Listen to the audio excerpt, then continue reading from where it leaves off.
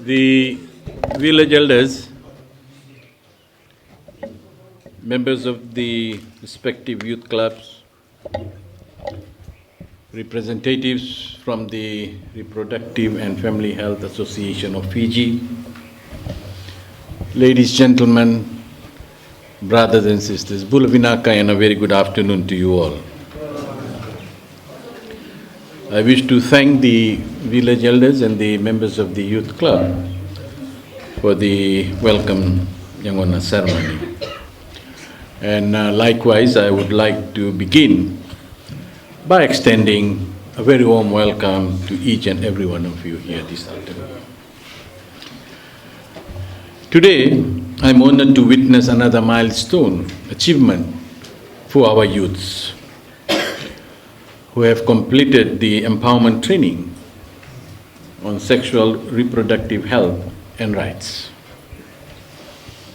I'd also like to acknowledge our key stakeholders, the Reproductive and Family Health Association of Fiji, who have basically come on board to facilitate this empowerment training. Ladies, gentlemen, brothers and sisters, this type of workshop gives our young people a voice, a space where you can articulate your feelings and concerns and come up with answers that will be pertinent and meaningful to all of you. This is an eventful occasion because this afternoon I'm also going to hand over the farming assistance to the 5 youth clubs. At this juncture, on behalf of my ministry, I would like to thank the host village for providing accommodation to our youths from other areas. Can we put our hands together and thank the villages for accommodating our youths? Ladies and gentlemen, brothers and sisters, this empowerment training on sexual reproductive health and rights that you all undertook is aligned with a vision to build healthy and socially engaged youths throughout our country. The SRHR is an umbrella for various issues that affects men and women alike. It represents our separate areas: sexual health, sexual rights, reproductive health, and reproductive rights as well, and health. But we need to make sure that all our young people have access to education, family planning, and health services so that we can all lead happy, healthy lives with enjoyment of all human rights. If we would have asked for you to come to Suva or at a central location for this workshop, I know it would have been difficult. But we have decided at the ministry that we will take our mobile trainings to the villages such as yours. And I'm happy to say that the ministry is very impressed with the turnout in this particular workshop. So it goes without saying that you all are privileged who have undertaken training on a crucial topic. And I would like to congratulate all 48 youths who have completed this training. Ladies and gentlemen, brothers and sisters, I wish to dedicate the next part of this address to the Youth Farm Initiative Program.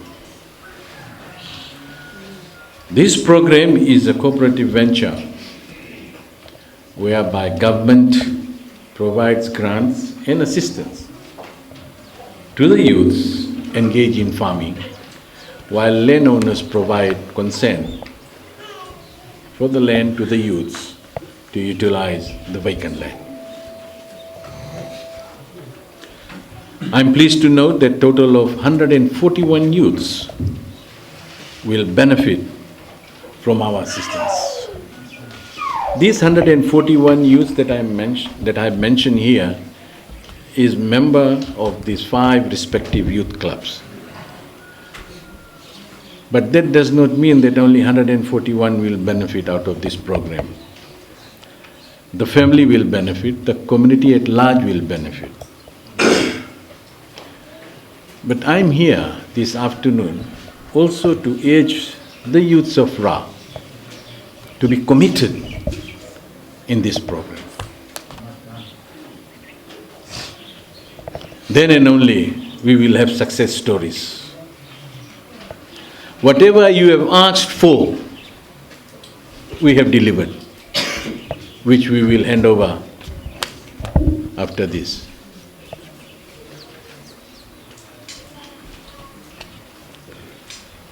I must acknowledge and express my gratitude to the land-owning units who have set aside the land for our young people, while we, the government, have provided a grant worth of $13,322.89 for the equipments, tools, vegetables, seedlings, water tanks, fencing materials, and many other needs that you have requested for.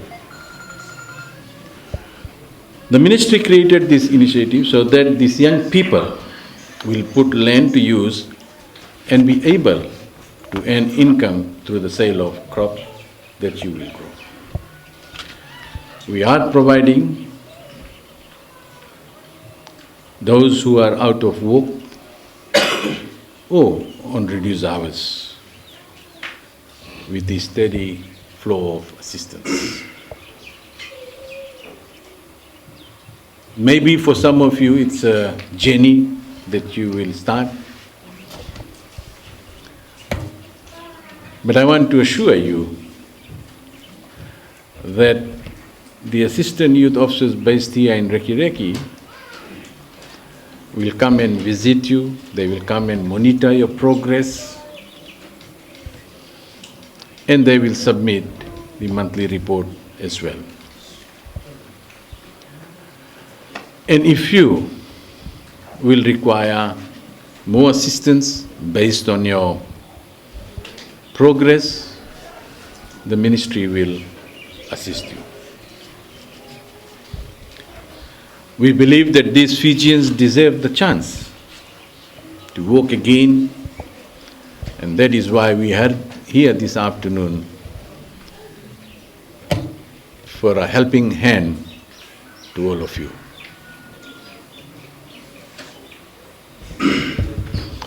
For last 2 days, we have been visiting places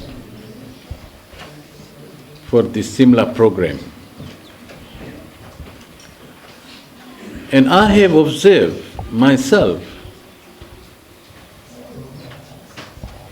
that there is interest amongst our youth to do things. 3 days ago, we were in Singatoka, whereby we have assisted around 800 youths. And most of them were working at the hotel. And now they are home. And when we took this assistance to them, the president of the club said that this assistance was very timely for them, because they can engage themselves into farming and earn for their family and for the community at large. So this afternoon I'm here in Ra to urge our youths in person. Please be committed to this program. It's not only for you, but it is for your elders, for your family, and for your communities as well. The ministry has done its part. Now, The challenge is on you.